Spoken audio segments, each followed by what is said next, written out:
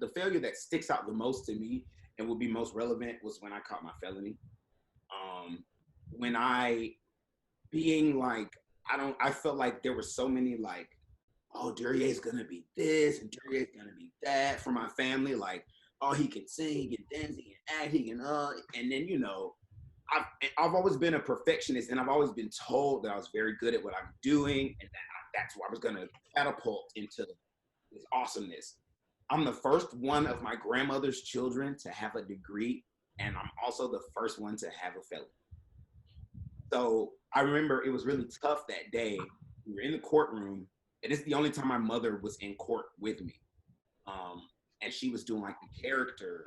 She was saying, I'm sitting there in orange jumpsuit.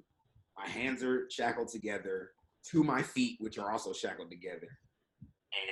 And she's up there telling the judge of this amazing person I am. I felt like such a horrible, useless, worthless individual in that moment. Like, my mother has worked so hard to do. My mom got her bachelor's degree at 42 after raising two men, and then went and got her master's. My mom is nothing but a hard worker, and all of that was reduced to this moment. And in my head, like, you know what I'm saying? It made me feel like a failure, because I felt like I knew I was making her feel that way too. It was so horrible of a situation for me, because not only did I feel like a failure, I knew everyone else thought I was too. I knew it. You couldn't convince me of anything else. Everything that I had ever done positively was not even a thing anymore. It was just that moment. And it was selfishness that led me there. So it's one thing when you're, and granted, I had the best of intentions, but it was still selfishness that led me there. And so when you're out here trying to be this like super person, working hard, being in college, being a good father, which is the one thing I think that I hear that ties us all to these things. You know, everybody's story involved hustle.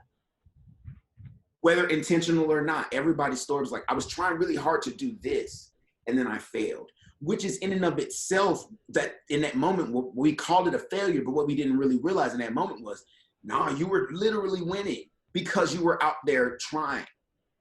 And I have a failure is necessary. Everyone always thinks that failure is the antithesis of success, when actually success is the byproduct of failure.